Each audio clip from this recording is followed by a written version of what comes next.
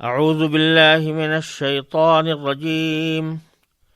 بسم اللہ الرحمن الرحیم۔ تو اللہ تبارک و تعالیٰ نے ایک اصول بتا دیا کہ ہم جس چیز کو حلال قرار دیں وہ سب طیبات ہیں، وہ تمہارے لیے حلال ہیں، ان میں سے کسی کو حرام کرنے کا تمہیں حق نہیں۔ اب اس میں سب چیزیں داخل ہو گئی۔ خلاصہ یہ نکلا کہ جن چیزوں کو اللہ تبارک و تعالیٰ نے منع نہیں کیا تو وہ طیبات ہے، وہ کھا لو۔ ان کے اوپر اپنی طرف سے پابندیاں لگانا تمہارے لیے جائز نہیں، جیسا کہ سورہ انعام میں اس کی تفصیل آئی ہے۔ تو یہاں اللہ تعالیٰ نے ایک اصولی طور پر یہ بتا دیا۔ اب یہاں یہ بھی سمجھ لینا چاہیے کہ جو جانور حرام ہیں ان کے حرام ہونے کے دو سبب ہوتے ہیں۔ ایک سبب یہ ہے کہ وہ اپنی ذات میں طیب نہیں، جیسے خنزیر یا جیسے بندر، اور ایک حدیث میں یہ روایت آئی ہے کہ نبی کریم صلی اللہ علیہ وسلم فرمایا کہ جن جانوروں کی شکل میں انسانوں کو مسخ کیا گیا ہو بطور عذاب وہ حلال نہیں ہوتے۔ تو اللہ تعالیٰ نے ان کو حرام قرار دے دیا، یعنی وہ اپنی ذات ہی سے طیب میں داخل نہیں۔ دوسرے یہ ہے کہ ہیں تو طیب یعنی پاکیزہ، حلال ہیں، لیکن ان کو ذبح کرنے کا طریقہ صحیح اختیار نہیں کیا، اور ان کو ہلاک کرنے کے لیے جو طریقہ اختیار کیا گیا وہ شریعت کے خلاف ہے۔ پیچھے ذکر جو آیا تھا مردار کا، گلا گھٹے ہوئے جانور کا، اوپر سے گرے ہوئے جانور کا، سینگ مارے ہوئے جانور کا، درندوں کے کھائے ہوئے جانور کا، وہ سارے اس دوسرے قسم میں داخل ہیں۔ اور خنزیر جو ہے وہ یا کتا ہے یا خنزیر ہے یا بندر ہے یا چیتا ہے یا بھیڑیا ہے، یہ سب پہلی قسم میں داخل ہیں، یعنی جو طیب ہی جن کو قرار نہیں دیا گیا۔ اب ذبح کرنے کے جیسا میں نے پہلے عرض کیا دو طریقے ہوتے تھے۔ ایک یہ کہ جو پالتو جانور ہیں ان کو تو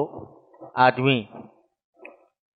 پال رکھا ہے، اس نے اس کے قابو میں ہے، جب چاہا اس کو گرایا اور گلے پر چھری پھیر دی، اس کا طریقہ تو یہ ہوتا ہے۔ لیکن کچھ جانور ایسے ہوتے ہیں جو انسان سے متوحش ہوتے ہیں، وحشی جانور، جنگلی جانور، وہ انسان کے قابو میں نہیں آتے، انسان کو دیکھتے ہی بھاگ جاتے،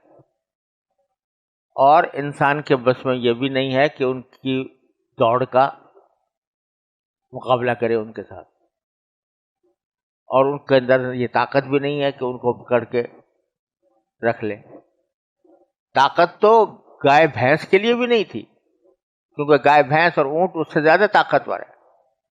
لیکن اللہ تعالیٰ نے ان کو مسخر کر دیا انسان کے لیے، تو وہ ان کے اندر وہ ان کے قابو میں آ گئے۔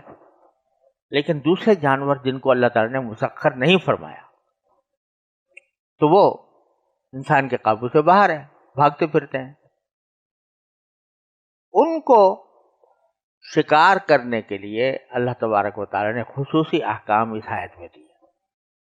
وہ یہ دیے کہ آپ نے جن شکاری جانوروں کو اللہ کے بتائے ہوئے طریقے کے مطابق سکھا کر سدھا لیا ہو،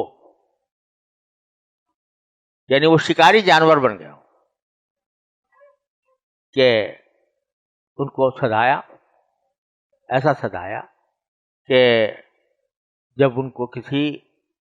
جانور کے اوپر چھوڑا جائے گا تو وہ اس جانور کو پکڑ کر کھائیں گے نہیں، خود نہیں کھائیں گے، بلکہ لا کر مالک کو دیں گے، اس طرح سدھا لیتے ہیں۔ تو اگر کسی کتے کو شکاری بنایا ہے یہ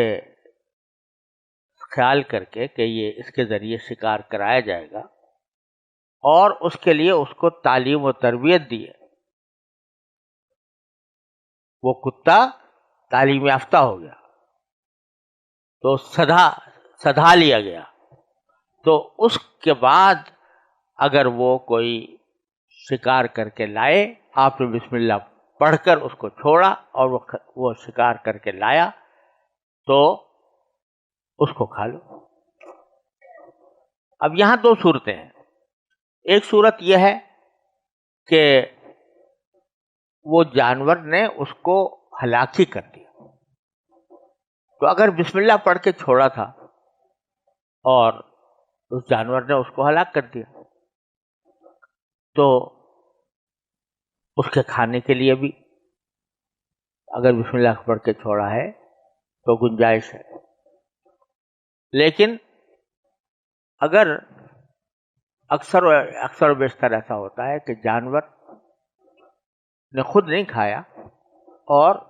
اپنے مالک کو لا کر دے دیا، اس وقت اس میں جان باقی ہے، تو پھر اس صورت میں حکم دیا گیا ہے کہ تم اس کو اللہ کا نام لے کر ذبح کرو، اور اب اس کی زکوٰۃ اختیاری بن گئی، لہذا اس میں ذبح کے سارے شرائط پورے ہونے ضروری ہیں کہ گلے پر چھری پھیری جائے اور 4 میں سے کم 3 رگیں کٹیں، یہ ضروری ہوگا۔